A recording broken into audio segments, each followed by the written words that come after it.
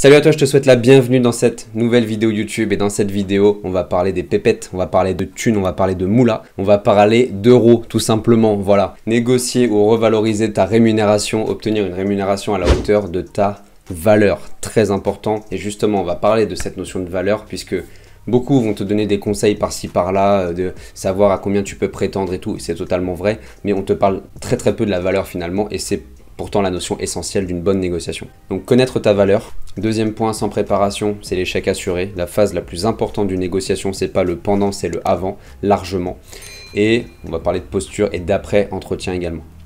Donc, tu me connais, moi c'est Nicolas Dezeuvre, je me présente rapidement. Depuis décembre 2019, j'ai accompagné à peu près 400 candidats, 97% sont en poste aujourd'hui, majoritairement des 18-30 ans, pour des personnes qui recherchent des alternances ou premier emploi ou reconversion, mais voilà, 18, 30, 35 ans. J'ai aussi des personnes qui ont plus, mais majoritairement je suis là-dedans et sur toute la France tout simplement. Voilà, et 97% sont en poste aujourd'hui. Donc, avant de commencer, je t'invite juste à une chose, c'est liker la vidéo, commenter, partager, t'abonner si ce n'est pas encore fait. Si tu es candidat, tu as tout intérêt à ne pas rater les vidéos qui vont suivre parce qu'il y a du très lourd en termes d'astuces. Et de checker les liens en description, ça tu verras à la fin. J'ai mis des liens où notamment, il y en a un où tu peux me rejoindre ma communauté privée où des centaines de candidats reçoivent déjà mes emails que je ne poste pas ailleurs, mes astuces que je ne poste pas ailleurs, ni sur YouTube, ni sur LinkedIn.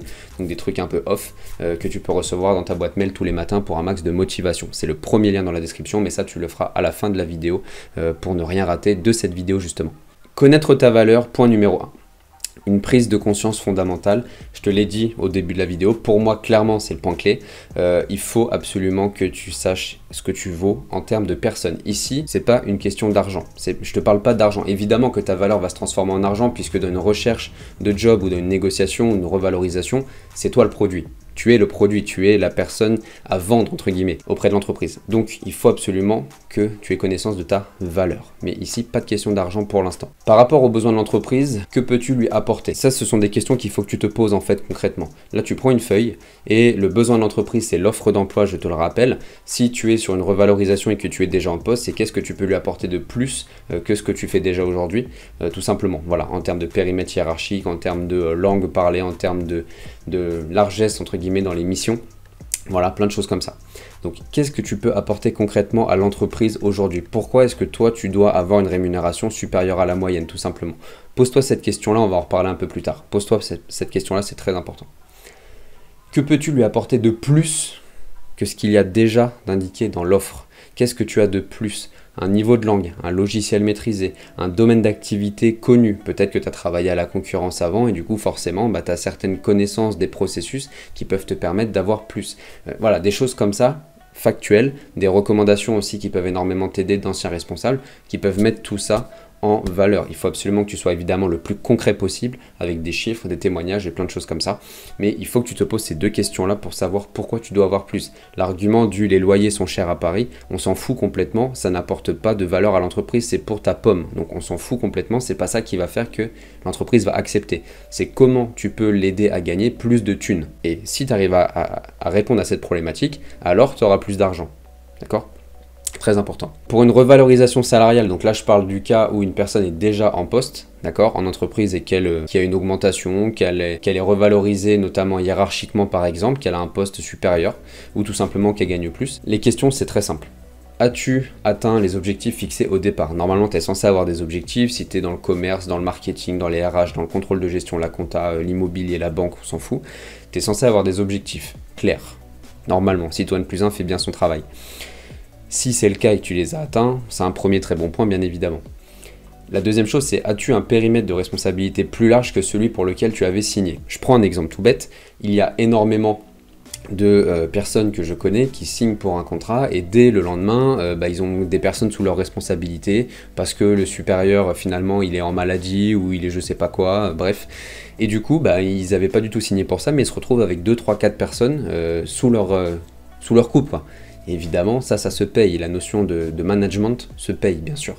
Donc, est-ce que tu as eu des missions comme ça, tu étais sur un périmètre et finalement tu as pris un autre projet en parallèle, des choses comme ça, qui t'ont pris du temps et où tu as eu des résultats, et donc évidemment ça se paye. Qu'as-tu de plus qu'au commencement qui te laisse prétendre à une revalorisation salariale? Est-ce que tu as acquis des compétences depuis le début, tu t'es amélioré sur un niveau en langue qui te permet de prétendre à un nouveau poste? Est-ce que justement tu t'es mis sur un nouveau périmètre et tu connais plus de monde, plus de processus et tu pourrais prendre peut-être un poste plus transversal qui te permettrait justement d'avoir une rémunération aussi adéquate par rapport aux enjeux de ton poste et à ton engagement? Plein de questions comme ça que tu peux te poser. Et ça, il faut que tu notes tout ça. Concrètement, pourquoi tu dois gagner plus aujourd'hui qu'un de tes concurrents? Pourquoi tu dois avoir plus? Il faut que tu l'écrives sur un papier, c'est très important, et sois factuel dans ce que tu écris et très précis. Deuxième point, très important, sans préparation, c'est l'échec assuré. Je te le remets ici, 80% du succès d'une négociation se joue dans sa préparation, tout simplement. Si tu ne prépares pas ta négociation, c'est mort d'avance, c'est même pas la peine d'y aller, c'est mort d'avance. Donc c'est très bien si tu es sur cette vidéo, c'est que tu cherches à te former, à avoir des informations, et je suis très content que tu sois ici. Voilà, j'ai moi-même des prestations tarifées pour t'aider à négocier individuellement, bien évidemment, où je t'accompagne selon ta propre situation. Mais évidemment, dans une vidéo comme ça, je ne peux pas faire de personnalisé.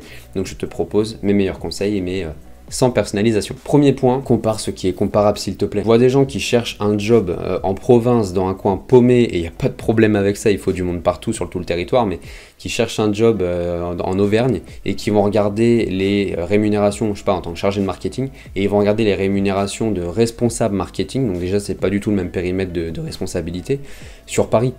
Donc déjà, toi, tu es chargé de marketing, tu regardes les postes de responsable. Alors après, il ne faut pas forcément se fier tout le temps au titre des jobs parce qu'il faut beaucoup plus regarder les missions qui sont demandées.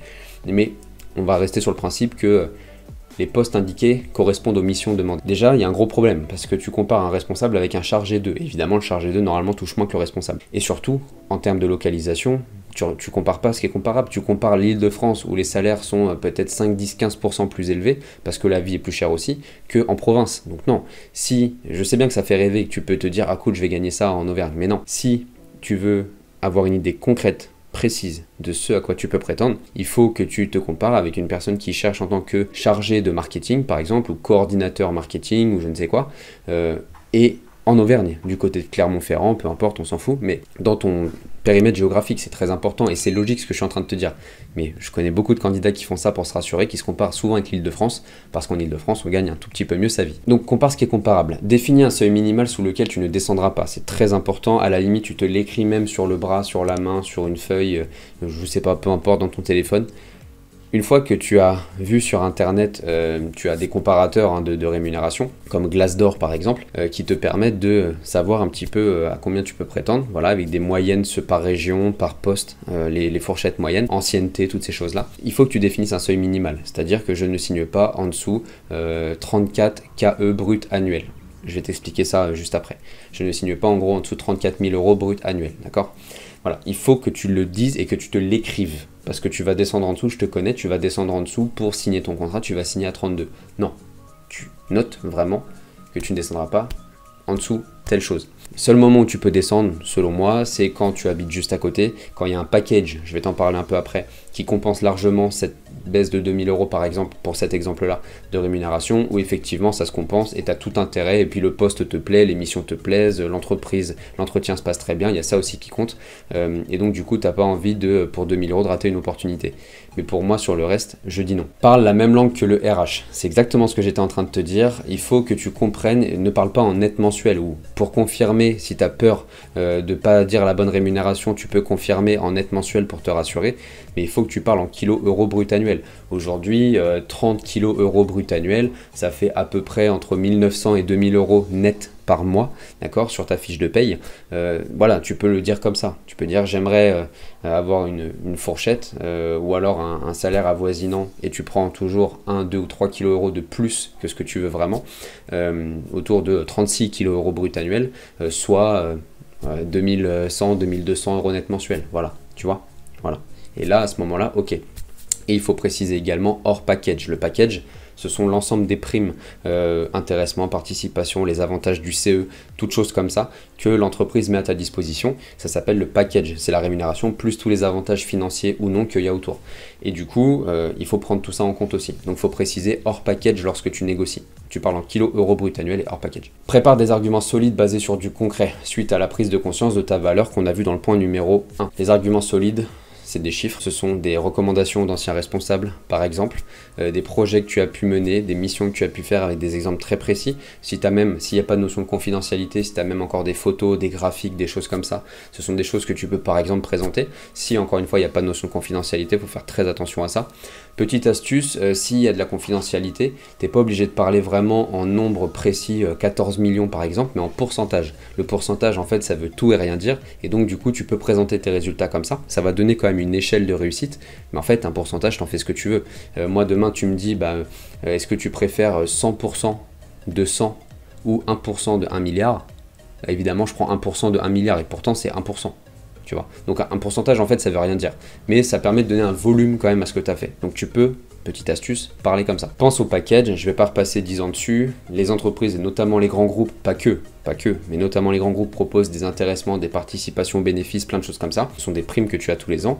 Moi, il y a des entreprises où je travaillais en alternance où j'avais entre 5 et 6 000 euros de primes annuelles. C'est très intéressant, notamment quand tu es alternant, ça me faisait presque 2 fois mon salaire à l'année. Voilà, pas complètement, mais presque. Donc évidemment, c'était très intéressant. Et en alternance, pour moi, on ne négocie pas son salaire, petite parenthèse. Mais voilà, pense à ça. Pour une revalorisation, on demande le salaire que touchaient d'anciens employés au même poste. Moi, c'est un truc que j'ai pu faire et qui a fonctionné. J'ai contacté d'anciennes personnes qui travaillaient, dans une entreprise que je ciblais. Et sur LinkedIn, voilà, tout simplement, tu as des filtres, hein, ancienne entreprise fréquentée, tu mets le nom de l'entreprise en question. Tu trouves des personnes qui ont bossé dans l'entreprise il y a quelques mois mais qui n'y sont plus aujourd'hui et donc qui n'auront aucun problème à te dire combien elles gagnaient puisqu'elles ne sont plus dans la boîte, elles n'ont plus du tout de conflit d'intérêt ou de jalousie ou autre par rapport à ça. Et du coup elles te diront de manière transparente à combien elles avaient signé et toi forcément ça t'aide pour ta négociation à te préparer au mieux et encore une fois c'est une phase de préparation et ça compte énormément. Troisième point, très important, argumentation, persuasion et troisième mi-temps. Alors, une bonne préparation, ça c'est pour la partie plutôt persuasion, ça va booster ta confiance en toi. Si tu es prêt, c'est comme lors d'un oral, c'est comme lors d'une épreuve quand tu passes un examen, c'est comme quand tu vas avoir une banque pour un crédit. Si tu as un dossier bancaire, moi j'investis aussi dans l'immobilier, j'ai même une vidéo là-dessus sur ma chaîne. Si j'ai préparé un dossier de 60 pages, je sais que j'y vais beaucoup plus sereinement, beaucoup plus tranquille, bien qu'il faut être très sérieux, mais en tout cas tu as un poids qui est enlevé dès le départ. Si tu maîtrises l'offre d'emploi, si tu maîtrises la grille salariale, j'ai pas parlé de ça, mais les entreprises ont des grilles salariales, tu peux leur demander pour qu'ils te donnent une première fourchette de prix, parce que moi j'aime bien que ce soit l'entreprise qui donne la première fourchette et que ce soit pas moi, comme ça je peux me positionner, tu vois. Si tu connais ça dès le départ, bien évidemment, tu vas avoir des données qui vont t'aider et qui vont te permettre d'être beaucoup plus serein ou sereine dans l'argumentation plus tard. Donc la bonne préparation, ça va te booster en confiance en toi et donc en persuasion derrière. Tu ne peux pas convaincre quelqu'un si tu n'es pas convaincu toi-même, c'est une phrase que je mets dans quasiment chaque vidéo sur la négociation et sur l'entretien. Voilà, c'est un gros travail à faire sur toi. Il faut que tu sois convaincu de ton potentiel et le produit c'est toi, le produit à vendre c'est toi. Donc si tu n'es pas convaincu de toi-même, comment veux-tu convaincre quelqu'un que tu es la bonne personne? C'est absolument impossible évidemment. Convainc-toi toi-même que tu es la bonne personne. Lettre de recommandation d'ancien employeur, discussion, développer ton réseau notamment sur LinkedIn, discuter avec des personnes, te former, apprendre le lexique technique peut-être de ton futur domaine d'activité, montrer que tu peux apporter plus et te convaincre toi-même que ton niveau d'anglais peut être une vraie force, par exemple que ton réseau professionnel peut être une vraie force, que ton périmètre de responsabilité peut être une vraie force. Voilà. Et avec ça derrière, une fois que tu es convaincu, tu vas pouvoir avoir des résultats. Mais c'est même pas la peine d'y aller si tu n'es pas convaincu de toi-même. Des arguments concrets, factuels, chiffrés joueront forcément en ta faveur. Je ne vais pas revenir dessus. Plus tu es ciblé, et moi j'aime bien dire chirurgical, avec les informations que tu donnes, bien évidemment, plus tu vas être convaincant. Si je te dis, moi j'aimerais gagner plus parce que j'ai managé des gens pendant 20 ans. Par contre, si je te dis, moi j'ai managé des gens pendant 20 ans, j'avais à peu près 200 personnes sous ma responsabilité, j'étais directeur industriel et j'avais à peu près une trentaine d'intérimaires qui tournaient, blablabla, bref. Voilà, c'est déjà beaucoup plus concret, c'est pas 2 personnes, c'est pas 3 personnes, c'est 200 personnes. Et donc forcément, ça te permet de te projeter, de te dire, bah ouais, lui effectivement, s'il manage 200 personnes pendant 20 ans, c'est qu'il a les reins solides et qu'effectivement, il peut avoir un petit peu plus en termes de pépettes à la fin du mois parce que, bah évidemment, 200 personnes, tout le monde ne sait pas le faire et ça se paye. Voilà, donc sois précis dans ce que tu avances. 3 points que je vais te dire maintenant qui sont très importants, s'il te plaît, retiens-les. Alors s'il y a des recruteurs qui commentent ma vidéo, de toute façon je dis ce que je pense et si ça dérange, bah tant pis ou alors tant mieux même. Le recruteur cherchera toujours à te recruter au plus bas. D'accord? Et toujours ça en tête. Il y a un recruteur qui va te dire non, non, on peut pas monter au-dessus de ça. Voilà, toutes les personnes qu'on recrute, c'est des conneries. D'accord? Les recruteurs, s'ils te veulent vraiment, une entreprise qui te veut vraiment, elle montera. Alors, si tu es chargé de ressources humaines et que tu demandes 80K, évidemment, il va y avoir un gros problème quelque part. Mais si tu es cohérent par rapport à ce que tu vois autour de toi ou même un tout petit peu au-dessus, à 1 ou 2 kilos € près, l'entreprise, elle peut te prendre. Elle peut. C'est juste qu'elle veut pas. Parce que les recruteurs ont des objectifs pour beaucoup. Alors, dans les boîtes de recrutement, de consulting et tout, et même dans des industries ou dans des boîtes, entre guillemets, classiques, hors conseil, prestations, on pour consigne évidemment de te recruter au plus bas pour baisser la masse salariale. Et il faut savoir une chose, c'est que, je vais te le dire après, mais les recruteurs ont des primes, pour certains, en tout cas pas tous, mais ont des primes pour certains s'ils te recrutent assez bas, tout simplement. Le recruteur te fera croire qu'il ne peut pas aller plus haut en termes de propositions, c'est totalement faux. Ce que je viens de te dire, c'est complètement faux. Il peut totalement, c'est juste qu'il faut le titiller pour qu'il puisse te donner plus, et ça passe par un argumentaire très solide, ça passe par des preuves entre guillemets que tu es la bonne personne et que tu dois avoir plus tout simplement. Certains recruteurs touchent une prime lorsqu'ils recrutent un candidat pour pas cher. Alors est-ce que ça s'appelle une prime? Je sais pas comment ça s'appelle, mais je sais qu'ils touchent quelque chose, peut-être un pourcentage de ce qu'ils ont réussi à gratter sur le candidat, et eux du coup ils prennent ça sur leur salaire en plus, mais ils ont tout intérêt à recruter très bas parce que eux ça leur fait gagner plus. Voilà, il faut savoir, c'est un peu un monde de requins, mais il faut le savoir. Mais quand un recruteur te dit non non je peux, c'est de la foutaise. Rappelle-toi de ce que je viens de te dire là, dès que tu seras en négociation, c'est de la pure connerie, d'accord? Ne prends pas de décision tout de suite, sauf si l'offre correspond largement à tes attentes. Si on te propose 40 alors que toi tu voulais dans ta tête 36, voilà, tu peux dire oui très certainement, et s'il y a un package, c'est encore mieux. Si on ne te propose pas du tout ce que tu veux, je t'invite très fortement à ne pas prendre de décision. C'est un peu comme à la banque, tu signes pas des papiers quand tu es à la banque et qu'on te les donne tout de suite. J'ai eu un exemple aussi avec des experts comptables il y a quelques mois qui avaient carrément apporté les documents à signer pour qu'on signe un contrat tout de suite pour ma société.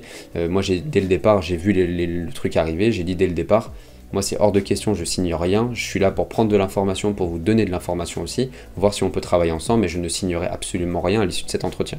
Et tout de suite ils se sont regardés en mode merde, tant pis. Mais voilà, tout de suite, si ça ne correspond pas du tout à ce que toi tu veux, tu le dis, je vais emmener les documents, les différents documents chez moi s'il y en a, les notes que j'ai pu prendre aussi, je prends bien compte de votre proposition, et je reviens vers vous dans la journée ou voilà, d'ici quelques heures, un truc comme ça. Ne prends pas de décision tout de suite, ça sert à rien. Et c'est pas pour autant que tu n'auras pas le job. S'ils te proposent un salaire, c'est qu'ils te veulent déjà de base. Ils vont pas proposer un salaire à 10 candidats, c'est qu'ils te veulent toi. Donc ils pourront bien attendre quelques heures le temps d'avoir ton retour. Envoie un email au recruteur dans les 24 heures qui suivent la négociation. Cet email, c'est très simple. C'est simplement pour lui dire que tu as bien compris ce qui était proposé, les enjeux du poste. Tu rappelles bien tous les enjeux du poste pour dire c'est bien pour ça qu'on signe et c'est bien pour ça que je vais avoir ce salaire-là. Tu peux aussi rappeler le package, réécrire le package noir sur blanc, avoir une trace écrite de tout ça.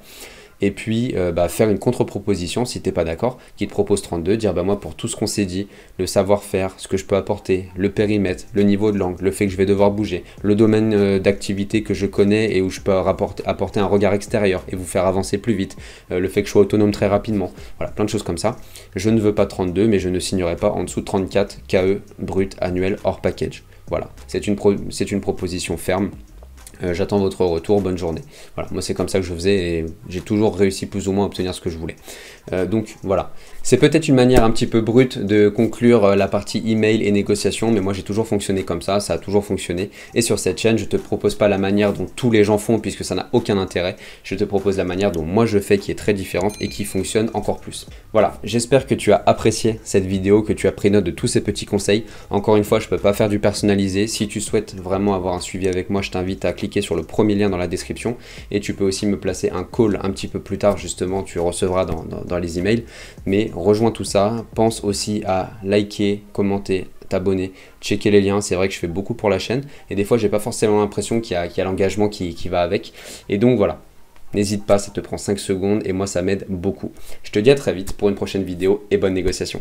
Ciao. Si cette vidéo t'a plu, n'hésite pas à la liker, la partager, la commenter. Tu as aussi tous les liens dans ma description auxquels tu peux accéder dès maintenant. N'hésite pas à me suivre aussi sur mes réseaux sociaux. Et en attendant, je te dis à très vite pour une prochaine vidéo. Ciao.